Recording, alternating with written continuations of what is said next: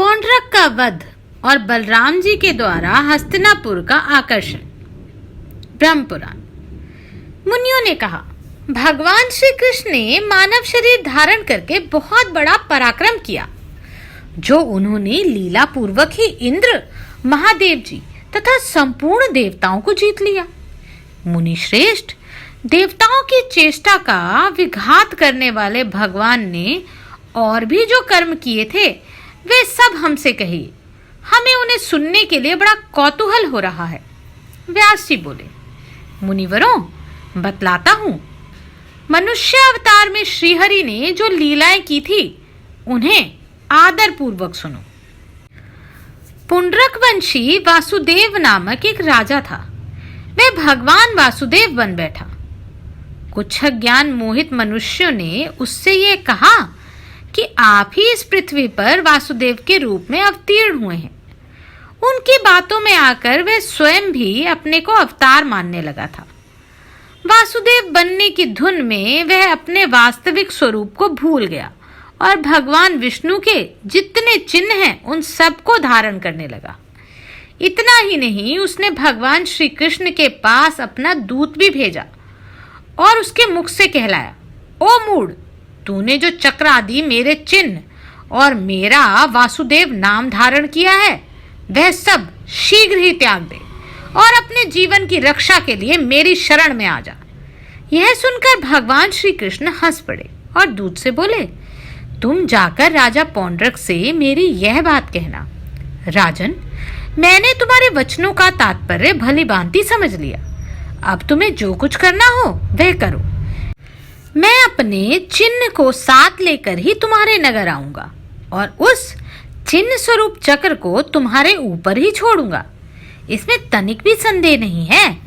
तुमने जो आज्ञा पूर्वक आने का संदेश दिया है उसका मैं अविलंब पालन करूंगा। कल सवेरे ही तुम्हारी पुरी में पहुंच जाऊंगा।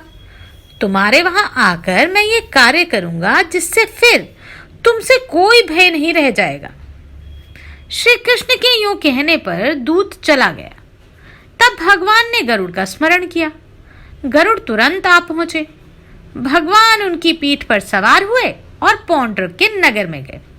श्री कृष्ण के आक्रमण की बात सुनकर काशीराज अपनी समस्त सेनाओं के साथ पौंड्रक की सहायता में आ गए। तब अपनी और काशीराज की विशाल सेना लेकर पौंड्रक वासुदेव श्री कृष्ण का सामना करने के लिए गए। भगवान ने दूर से ही देखा, पौंड्रक एक विशाल रथ पर बैठा है। उसने अपने हाथों में कृत्रिम शंख, चक्र और गदा ले रखे हैं। एक हाथ में कमल भी है। गले में वनमाला के स्थान पर एक बहुत बड़ा हार लटक रहा है। शांग धनुष की तरह का एक धनुष भी है। रथ पर गरुड़ चिन्ह से अंकित एक ध्वजा फहरा रही है। उसकी छाती में श्रीवत्स का कृत्रिम चिन्ह भी बना हुआ है। उसने मस्तक पर किरीट, कानों में कुंडल और शरीर पर पीतांबर धारण कर रखा है। उसे देखकर भगवान श्री कृष्ण गंभीर भाव से हंसे और उसकी सेना के साथ युद्ध करने लगे। शांग धनुष से छूटे हुए बाणों से, गदा से और चक्र की मार से उन्होंने काशीराज की सेना का संहार कर डाला और अपने समान चिन्ह धारण करने वाले अज्ञानी पौंड्रक से कहा, पौंड्रक, तुमने जो दूत के मुख से मुझे कहला भेजा था कि तुम अपने चिन्ह छोड़ दो, सो अब मैं तुम्हारे आदेश का पालन करता हूँ। लो, ये चक्र छोड़ा, ये गदा छोड़ दी और इस गरुड़ को भी छोड़ा। ये तुम्हारी भुजा पर आरूढ़ हो जाए। यूं कहकर भगवान ने अपने छोड़े हुए चक्र से पौंड्रक को विदीर्ण कर डाला। गदा के आघात से उसे पृथ्वी पर गिरा दिया और गरुड़ ने उसकी कृत्रिम गरुड़ को भी तोड़ फोड़ डाला। पौंड्रक के मारे जाने पर वहां लोगों में हाहाकार मच गया। तब काशीराज अपने मित्र का बदला चुकाने के लिए श्री कृष्ण के साथ युद्ध करने लगे। श्री कृष्ण ने शांग धनुष द्वारा छोड़े हुए बाणों से काशीराज का मस्तक काटकर उसे काशीपुरी में फेंक दिया। यह लोगों के लिए बड़े विस्मय का कार्य था। इस प्रकार पौंड्रक और काशीराज के सेवकों सहित मारकर भगवान श्री कृष्ण द्वारका में लौट आए और वहां स्वर्गलोक में स्थित देवता की भांति विहार करने लगे। मुनियों ने कहा, मुने, अब हम परम बुद्धिमान बलराम जी के शौर्य और पराक्रम का वृतांत सुनना चाहते हैं। आप उसी का वर्णन कीजिए। व्यास जी बोले, मुनियों, बलराम जी इस पृथ्वी को धारण करने वाले साक्षात भगवान शेष हैं। उनकी महिमा अनंत है। वे अप्रेमय हैं। उन्होंने जो कार्य किया उसका वर्णन करता हूं, सुनो। दुर्योधन की पुत्री कुमारी लक्ष्मणा स्वयंवर में जा रही थी। उस समय जामवती के पुत्र वीरवर सांब ने उसे बलपूर्वक हर लिया। यह देख महापराक्रमी कर्ण, दुर्योधन, भीष्म और द्रोण आदि बहुत कुपित हुए। उन्होंने सांब को युद्ध में जीतकर कैद कर लिया। यह सुनकर संपूर्ण यादवों ने दुर्योधन आदि पर बड़ा क्रोध किया और उनका विनाश कर डालने के लिए भारी तैयारी की। तब बलराम जी ने यादवों को रोककर कहा, मैं अकेला ही कौरवों के यहाँ जाता हूँ। वे मेरे कहने से सांब को छोड़ देंगे। तदनंतर बलराम जी हस्तिनापुर में जाकर बाहर के उद्यान में ठहर गए, नगर में नहीं गए। बलराम जी को आया जान दुर्योधन आदि कौरवों ने उन्हें गौ, अर्घ्य और जल भेंट किया। वे सब विधि पूर्वक स्वीकार करके बलराम जी ने कौरवों से कहा, राजा उग्रसेन की आज्ञा है कि तुम सब लोग सांब को शीघ्र छोड़ दो।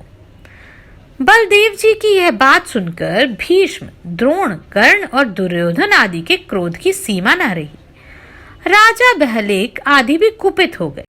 उन्होंने यदुकुल को राज्य के अधिकार से वंचित जान बलराम जी से कहा, बलदेव, तुमने ये कैसी बात कह डाली? कौन ऐसा यदुवंशी है जो कौरवों को आज्ञा देगा?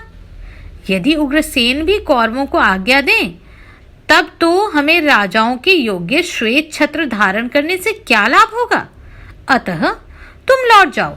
सांब ने अन्यायपूर्ण कार्य किया है, अतः तुम्हारे या उग्रसेन के कहने से हम उसे छोड़ नहीं सकते।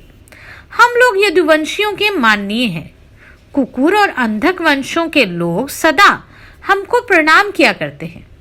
अब वे ऐसा नहीं करते तो ना सही, किंतु स्वामी को सेवक की ओर से यह आज्ञा देने की बात कैसी? हमने तुम लोगों को अपने समान आसन और भोजन देकर जो सम्मानित किया, उससे तुम्हारा अहंकार बहुत बढ़ गया है। इसमें तुम्हारा क्या दोष है? हमने ही प्रेमवश नीति नहीं देखी।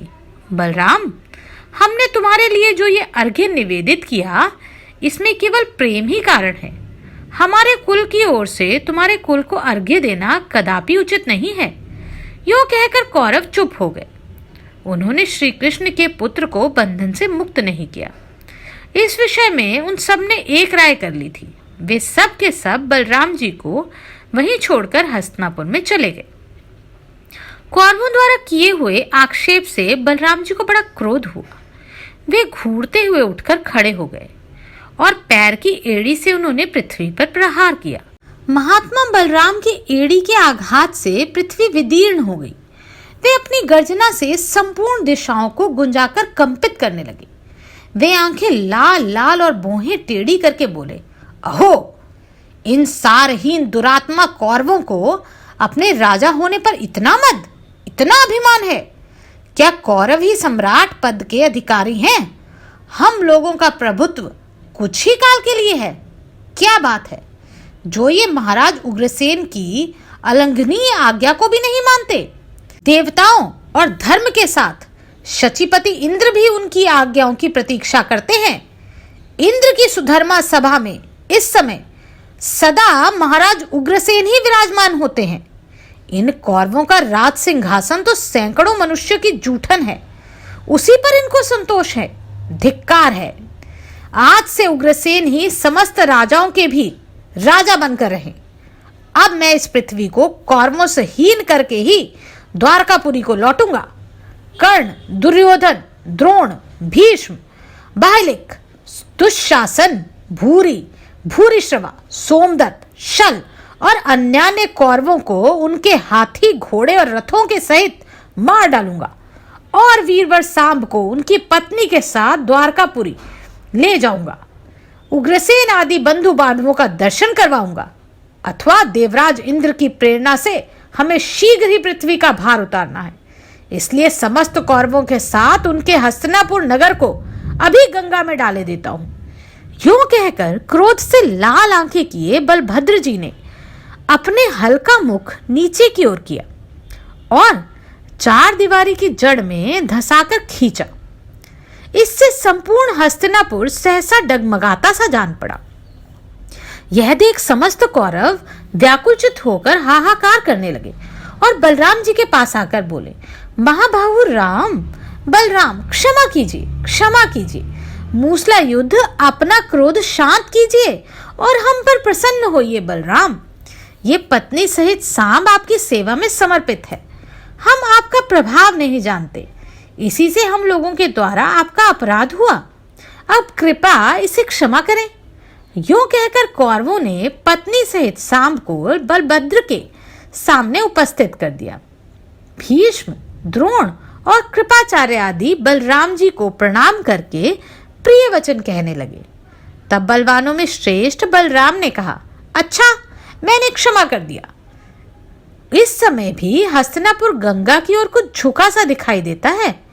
यह बलवान और शूरवीर बलराम का ही प्रभाव है। तदनंतर कौरवों ने बलराम जी के सहित सांब का पूजन करके बहुत सा धन आदि देकर नववधु के साथ उन्हें द्वारकापुरी भेज दिया।